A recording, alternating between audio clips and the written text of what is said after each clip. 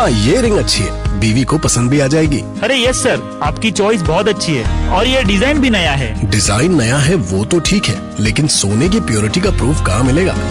बनिए एक जागरूक ग्राहक, आज ही डाउनलोड कीजिए BIS केयर ऐप। सोना खरीदने से पहले BIS केयर ऐप पर HUID कोड अवश्य वेरीफाई करें। नमस्कार, ये आकाशवाणी चंडीगढ़ है। अब आप रतिका से प्रादेशिक समाचार सुनिए।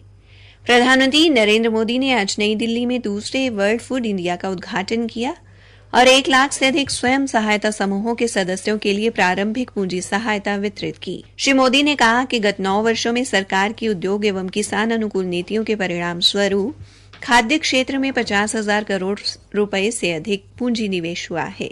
हरियाणा की महिला एवं बाल विकास राज्य मंत्री कमलेश ढांडा ने थानेसर के गांव समसपुर में जनसंवाद कार्यक्रम में देरी से पहुंचने पर जिला शिक्षा अधिकारी एवं खंड शिक्षा अधिकारी को कारण बताओ नोटिस जारी करने के निर्देश दिए। हरियाणा के गुरुग्राम एवं फरीदाबाद में वायु गुणवत्ता सूचकांक खतरनाक स्तर पर पहुंचा और सिक्किम में बादल फटने के दौरान लापता हुए सेना के जवान युधिष्ठिर का अंतिम संस्कार पलवल जिले में उनके पैतृक गांव खांबी में राजकीय सम्मान के साथ किया गया।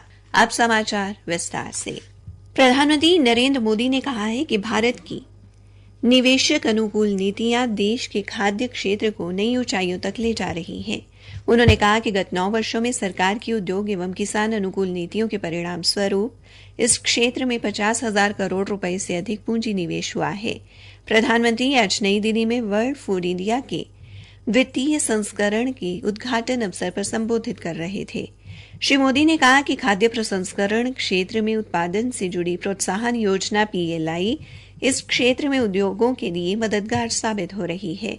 उन्होंने कहा कि 21वीं सदी में खाद्य सुरक्षा विश्व के समक्ष प्रमुख चुनौतियों में से एक है।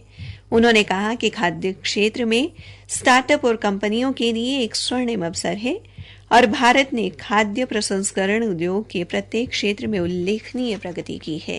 प्रधानमंत्री ने कहा कि गत 9 वर्षों में भारत से होने वाले कृषि निर्यात में प्रसंस्कृत खाद्य पदार्थों का हिस्सा 13% से बढ़कर 23% हो गया है, जिससे निर्यात किए जाने वाले डिब्बाबंद खाद्य पदार्थों में कुल 150% की वृद्धि हुई है। उन्होंने कहा कि भारत कृषि उत्पादों में $50,000 मिलियन से अधिक कुल निर्यात मूल्य के साथ विश्व में 7वें स्थान पर है। श्री मोदी ने कहा कि भारतीय महिलाओं में खाद्य प्रसंस्करण उद्योग का नेतृत्व करने की स्वाभाविक क्षमता है। उन्होंने कहा कि इस क्षेत्र में महिलाओं को मदद के लिए महिला उद्यमियों एवं स्वयं सहायता समूहों को बढ़ावा दिया जा रहा है। प्रधानमंत्री ने कहा कि देश की दीर्घकालिक खाद्य संस्कृति हजारों वर्षों में विकसित हुई है और हमारे पूर्वजों ने भोजन संबंधी आदतों को आयुर्वेद से जोड़ा है। उन्होंने कहा कि पूरा विश्व भारत की खाद्य ज्ञान संपदा से लाभान्वित होगा। इस अवसर पर श्री मोदी ने 1 लाख से अधिक स्वयं सहायता समूहों के सदस्यों के लिए प्रारंभिक पूंजी सहायता वितरित की। इससे स्वयं सहायता समूहों को पैकेजिंग और गुणवत्तापूर्ण निर्माण एवं बाजार में बेहतरीन कीमत प्राप्त करने में मदद मिलेगी। इस दौरान प्रधानमंत्री ने वर्ल्ड फूड इंडिया 2023 की फूड स्ट्रीट का उद्घाटन भी किया। इसमें क्षेत्रीय व्यंजनों एवं शाही पाक कला विरासत को शामिल किया गया है। हरियाणा के राज्यपाल बंडारू दत्तात्रेय ने आज कुरुक्षेत्र स्थित गुरुकुल के 111वें वार्षिक महोत्सव में बतौर मुख्य अतिथि शिरकत की। इस अवसर पर उन्होंने समारोह की अध्यक्षता करते हुए गुजरात के राज्यपाल आचार्य देवव्रत की प्रशंसा करते हुए कहा कि वे गुरुकुलों की श्रृंखला के माध्यम से युवा पीढ़ी को संस्कारवान बनाकर नई जागृति लाने का सराहनीय कार्य कर रहे हैं।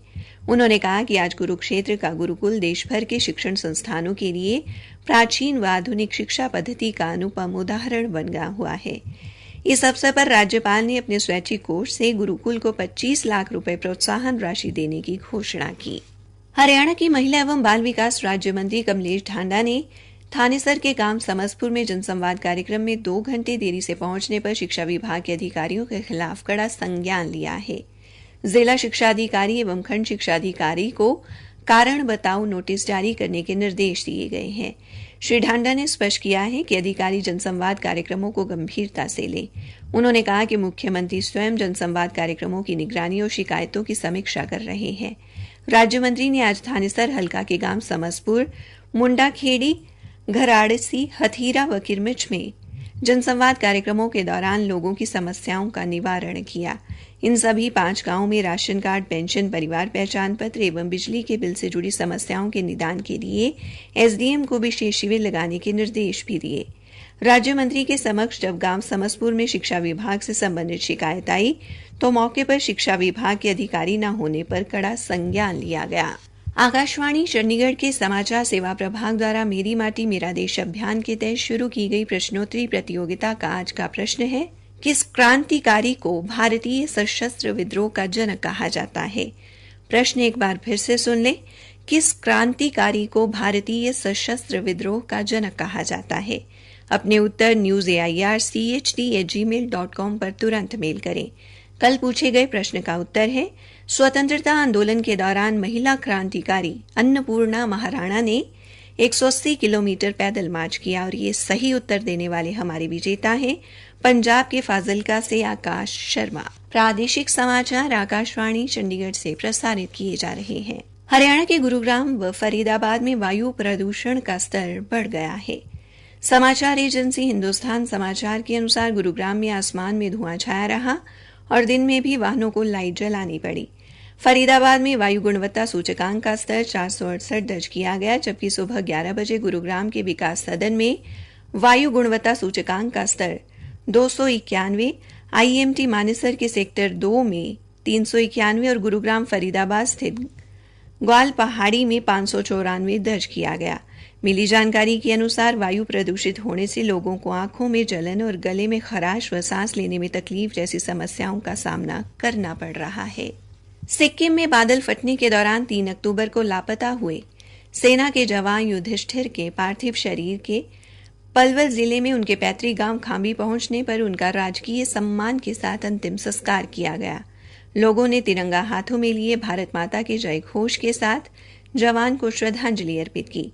युधिष्ठिर सेना में मेडिकल वाहन पर बतौर चालक तैनात था। युधिष्ठिर के पिता ने बेटे की शहादत पर गर्व जताया है। हरियाणा के स्कूल शिक्षा मंत्री कंवरपाल ने कहा है कि प्रदेश सरकार आमजन की भलाई के लिए कार्य कर रही है। राज्य सरकार ने संकल्प से सिद्धि के 9 वर्ष पूरे करते हुए अंत्योदय की भावना से हर वर्ग का भला किया है। श्री कंवरपाल आज जगाधरी में लगाए जनता दरबार में लोगों को संबोधित कर रहे थे। जनता दरबार में शिक्षा मंत्री ने नागरिकों की बिजली, पानी, परिवार पहचान पत्र, वृद्धावस्था पेंशन, पुलिस व अन्य विभागों से जुड़ी शिकायतें व समस्याएं सुनते हुए संबंधित विभाग के अधिकारियों को इनका त्वरित समाधान करने के निर्देश दिए। उन्होंने कहा कि जनता की किसी भी कार्य में किसी प्रकार की देरी और लापरवाही बर्दाश्त नहीं की जाएगी। अंबाला शहर के विधायक असीम गोयल ने आज अंबाला विधानसभा हलके के गांव भानोखेड़ी में 1 करोड़ 10 लाख रुपए के विकास कार्यों का उद्घाटन व शिलान्यास किया, जिनमें 40 लाख रुपए की लागत से बने सामुदायिक भवन एवं 25,50,000 रुपए की लागत से बने ग्राम सचिवालय का उद्घाटन शामिल है।